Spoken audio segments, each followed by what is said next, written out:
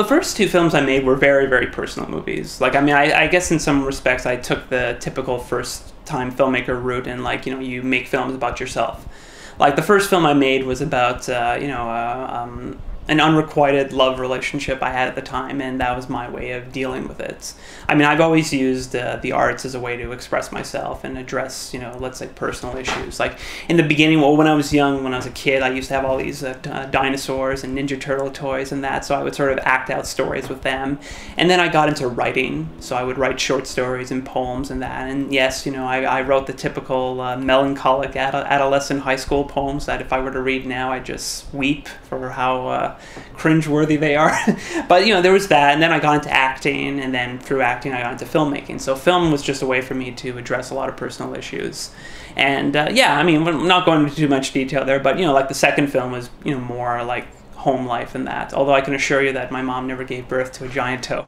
In the summer of 2009, I shot my latest film, Amy's in the Attic, which went through a whole year of post-production, just because there was a lot of work that went into creating the look of the movie, because it was conceived as an homage to Italian exploitation films, and there's a lot of work that went into making it seem like it was shot on film and playing around with the colors and the music and the soundtrack. So eventually the film was released in November of 2010, and it's been touring the festival circuit ever since. As you can probably imagine, making a film like Amy's in the Attic was very difficult. Prior to that, like, I had made a trilogy of films that were very much rooted in sadoeroticism and fetishism, and because there was no dialogue, I was able to work with non-actors. You know, I sort of worked with, you know, alternative models or people who are sort of into that. So there was never any conversation about, you know, why you're going to whip this person or why, you know, we're doing this and that, because chances are they were either into it or they had a pre-existing knowledge of it and they didn't have a problem. But because this film had dialogue, we sort of needed to go with real actors, or at least actors who can emote. And it was interesting because, you know, given the extreme nature of the script, the women were the ones who came out in droves, and it almost got to a point where I was actually thinking of rewriting the script and making it about 6 women. For Amy's in the Attic, like, I really wanted to go all the way, you know, from the way these films were shot, you know, with the I Love Lucy style blocking, where you have 3 people standing in frame in a wide shot, from the acting, which, you know, the sort of stilted style acting, from the random divergence into Italian dubs, because the way these things work was that Italians never shot their films with sound. With the idea that these films were going to be dubbed and sold overseas. So when these films were initially released in the United States, they were released in cut form. And then a few years later, when they were re-released on DVD, in an effort to present them in their uncut form, what they would do is they would go back to the vault and find those original scenes. And since they were never dubbed into English, they only had the original Italian soundtrack. So they would just sort of put those into the version of the film that would be released on DVDs, which sometimes makes for a very jarring experience. It was an homage to Italian films, but also an homage to a subgenre within the Italian genre called the roughie, which basically it's, you know, these are usually like home invasion movies or films in which you have these kinky parties which go horribly, horribly wrong. And so I decided that to pay homage to a particular film called Last House on Dead End Street, which featured a scene in which a woman was forced to wear blackface makeup and she was publicly whipped in front of the other people in attendance. So that was, I decided to take that, since my story had a similar feel to it, the idea that you have these 6 people gathered at a party where, you know, things are going horribly wrong, and so I sort of incorporate that into my film. So that was my politically incorrect moments.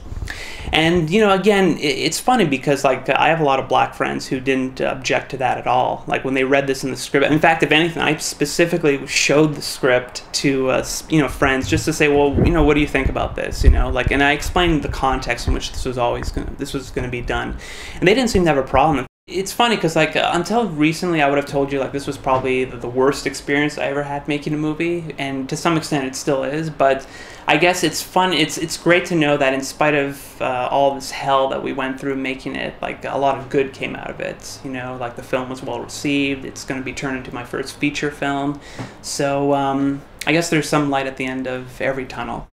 I grew up watching horror movies. That's just something like my mom taught me. Not to, well, hold on. I don't want to give my mom the bad. Oh no, no, my mom. A tradition we always have like every weekend was we'd rent horror movies. So I mean so I've always been interested in that. I mean, just I find that what's great about that genre is that it really embraces the idea that cinema is fantasy, and it really does take you off into a different world that more realistic films just don't. And also, as a filmmaker, I'm interested in that genre because, like, what's great about it is that you can actually use science fiction, fantasy, horror to address social and political issues without being obvious about them. Like one of my biggest problems about filmmakers like Oliver Stone and Michael Moore is that they're not so much filmmakers in as much as they're preachers. It's like, yes, we know George Bush is evil. Did we need to see a 2.5-hour documentary about that? Now, maybe if you made a film about a werewolf and that sort of served as a metaphor for the whole Bush administration somehow, that could have been an interesting film because on one hand, you would have the sensationalist aspect of the werewolf movie, but for those who like to dig beneath the surface and find interesting subtext, you'd have that. So that's why, as a filmmaker and as a person, I enjoy that kind of stuff. As far as the darker stuff goes, well, I mean, I've just always had an interest in the occult, and as far as like Satanism goes, I mean, like I think we're all like generally Satanists because Satanism is basically an embrace of the here and the now. I mean, to put it simply, like basically the philosophy is that the past is gone, the future doesn't exist, all we have is right now. So why do we deny ourselves the worldly pleasures, for for an afterlife that may or may not be there? The film was picked up for distribution by a company here in Montreal called Black Flag Pictures. This is the short. And it's funny how it happened because the distributor, he told me that he loved the film and it's a shame that it wasn't a feature movie because generally that's what he does. Like he distributes feature films because they obviously turn in a bigger profit and they can be sold overseas and whatnot.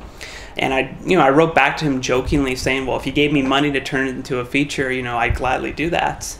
And then he wrote back and he was like, well, how much would you want? And, no one's ever asked me how much money I've ever wanted for a movie. So when I found out that he was genuinely serious about this, then I got to thinking, well, how can we turn this into a feature film? So I brought on a co-writer by the name of Anthony Calabrese, and we basically watched the short over and over and over again. We sort of asked ourselves, okay, so what are all the unanswered questions from the short? Who are these people? Why would Amy allow herself to be put through all this? What could she stand to gain, or what could she stand to lose by not doing this? And so once we started answering these questions, like the feature emerged, and that's what we have today.